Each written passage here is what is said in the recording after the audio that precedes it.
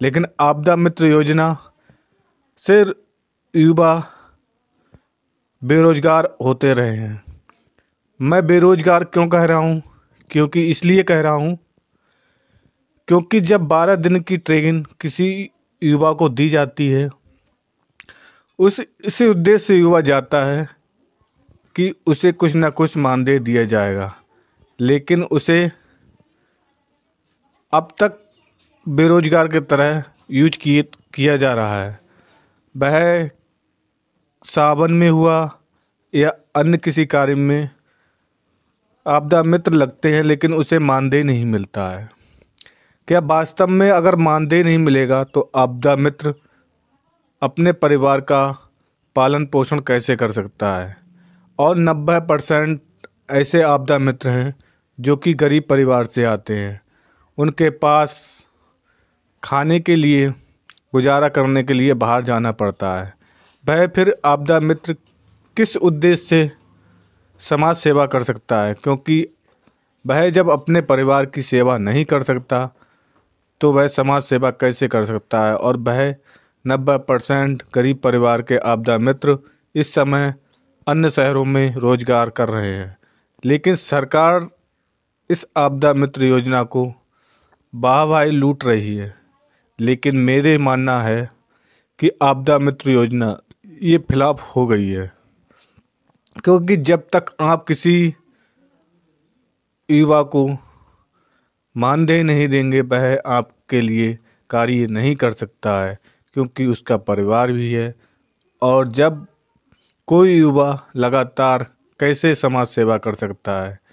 क्योंकि समाज जब तक उसकी अपनी सेवा यानी कि अपने परिवार के लिए धन अर्जित नहीं कर सकता तो वह समाज सेवा नहीं कर सकता है। अगर वह समाज सेवा करेगा तो वह एक आपदा मित्र नहीं, वो किसी भी रूप में समाज सेवा कर सकता है। मैं सरकार से यही कहना चाहता हूँ, अगर समाज सेवा के आधार पर आपने आपदा मित्र के लिए तैयार किया था, लेकिन भी गलत है। क्योंकि हर एक गरीब परिवार अपने माता पिता की देखभाल के लिए, अपने बच्चों के परवरिश के लिए धन की आवश्यकता उसके लिए होती है। क्या वह बगैर धन के कार्य कर सकता है? नहीं।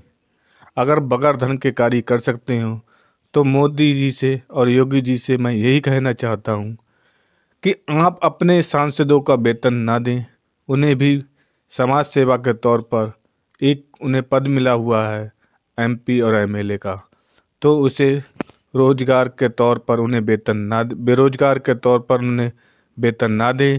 क्योंकि ये योजना एक ऐसी योजना है जिससे कि हमारे देश का आर्थिक नुकसान हुआ है। मैं आर्थिक नुकसान क्यों कह रहा हूँ?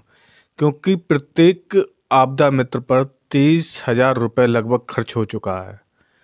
अगर वह 30,000 रुपये खर्च हुआ है तो वह रुपये आया कहाँ से? वह रुपये जनता का था, लेकिन उससे सरकार को घाटा हुआ, यानी कि देश के लिए घाटा हुआ और आपदा मित्र को उससे कुछ नहीं मिला। बस हाँ 1% फायदा हुआ है। कैसे? कहीं आपदा मित्र रास्ते में आता या जाते हुए किसी व्यक्ति के साथ अनहोनी होती है तो वह उसे सही सुरक्षित अस्पताल या उसका सही से उपचार कर सकता है, लेकिन 99% इसका दुरुपयोग हुआ है।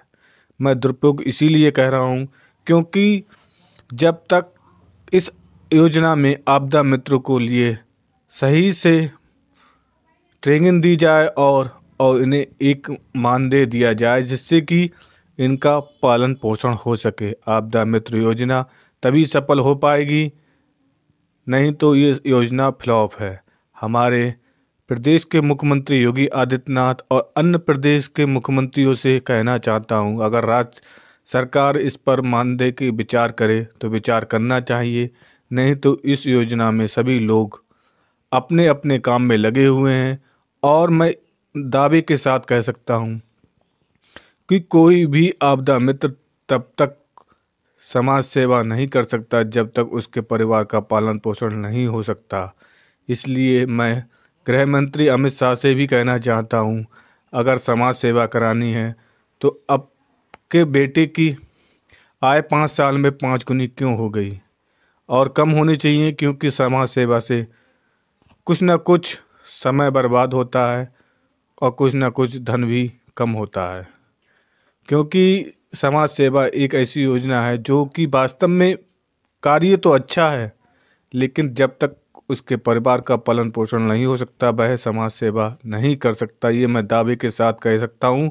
क्योंकि 99% परिवार ऐसे हैं जिनका आर्थिक स्थिति बहुत ही कमज़ोर है। इसी के साथ मैं यही कहना चाहता हूँ कि आपदा मित्रों के लिए तब तक ये योजना सफल नहीं होगी जब तक उनके लिए कुछ ना कुछ सोचा जाए आर्थिक सहायता के लिए, और उन्हें उतना आर्थिक यानी कि मानदेय दिया जाए जिससे कि उनका परिवार का पोषण हो सके। इसी के साथ मैं यही कहना चाहता हूँ देश के तमाम उन नेताओं से जो आप कहते हैं कि मैं हर गरीब वंचित शोषित को उत्थान के लिए कार्य कर रहा हूँ। उत्थान के लिए कार्य आप तब तक करते हैं जब तक इलेक्शन होता है, उसके बाद आप लोग बयानबाजी पर जारी रहते हैं, चाहे सत्ता हो या विपक्ष के लोग हों, किसी भी पार्टी के नेता हों, बस जुमलेबाजी ही जुमलेबाजी। जब आपकी बारी आती है आप भी अंगूठा दिखा देते हैं।